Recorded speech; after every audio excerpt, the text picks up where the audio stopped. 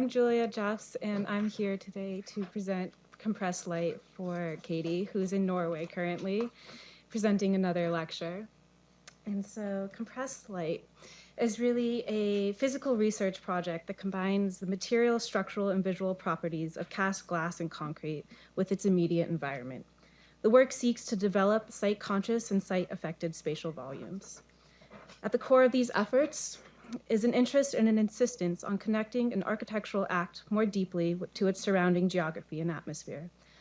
Underlying the material construction efforts and driving the research in its choices and assessment is the interest of the where. So the where question is important because it asks the design decisions to correlate a precise location in the world, meaning a precise light and a precise material palette. So we went to where we had to entangle, to sites where the shift of light is extreme and the ground is raw. We went to Stodafjordur, Iceland, where they're nestled in the fjords of Iceland. And by being placed in a very remote setting, the stakes are intentionally higher, and the surroundings are less tainted by the heavy hand of human construction. These remote conditions forced us to see. And the research deliverables discuss hyper-awareness to the site, linking together built work to the characteristics of the terrain and optical qualities of the surrounding shifts in light. So this played out in choices such as the site ingredients. These site ingredients include the black sands of Iceland to cast the glass, casting techniques, minimizing the formwork and heavy machinery as dedication to the labor of the work, becoming a light touch, and designing for the seasonal and daily shifts relevant for very high latitude lines, acknowledging, for example, the 4 a.m. extreme bright sun or the length of a winter night. Admittedly, sometimes we failed. There are complicated tumbles when one thinks of the consumption of energy, the longevity of building, or the choice of what ground to disrupt. We also wanted to bring in a sensitive pivot to asserting the immaterial qualities of an existing site as contributors to the material qualities and experiences of a space in its precise moment in time, season, and construction. So glass was driving our work and striving to entangle with the natural light and darkness of the site.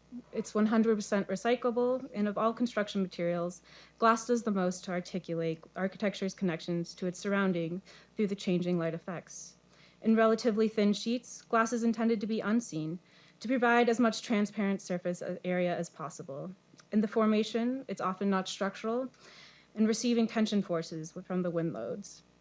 In compression, glass performs well and demonstrates an uncanny combination of high strength and perfect transparency. So you'll see in a lot of these photographs the detail shot of the material and the glow. And the glow is a direct result of the glass being embedded into a particular light, the light of the site collapsing in the architecture. So pinned together with a concrete pour, a material with comparable compressive strength, density, and relatable movements and expansion contraction, the material construction of a building compresses wall thickness into a single element, while the boundary between interior and exterior is regulated across a plane. And so with the concrete as a host to the glass, the light shifts are amplified within an internal darkened space. So in regard to the concrete, the casting techniques came about as an interest to eliminate the formwork and utilize the ingredients that are already on the site, such as the water, the sand, the aggregate.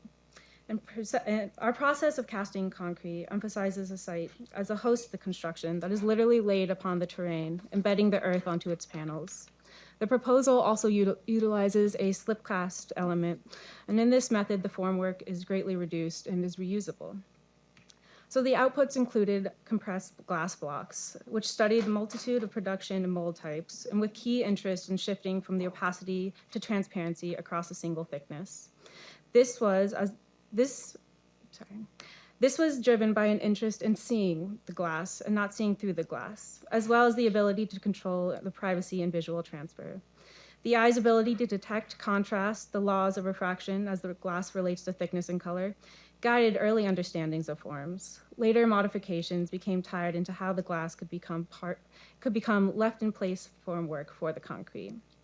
And so we were able to test out these material attributes of glass on a larger scale with the design and fabrication of Eclipse, a prototype wall section that consists of nearly 2 tons of glass stacked in compression, and cut into diminishing thickness, which allows for a study in refraction, color shifts, ties to varying and variable light sources.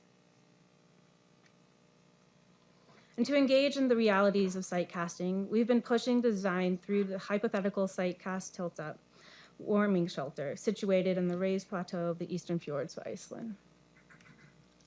Currently under construction is the prototyping of a partial full-scale construction of this assembly, which is awaiting its concrete and full cure for a tilt-up. And as we carry forward in the winter months approach the Northern Hemisphere, further work under the UMOR grant and our continued partnerships is projecting towards material studies with a proper record of the site and the light, especially in the winter darkness. And so as a means of gratitude and partnerships have only just started, the partners involved have added to the larger questions of how to make, where to make, the energy involved, and truly provoking what matters about the question of where.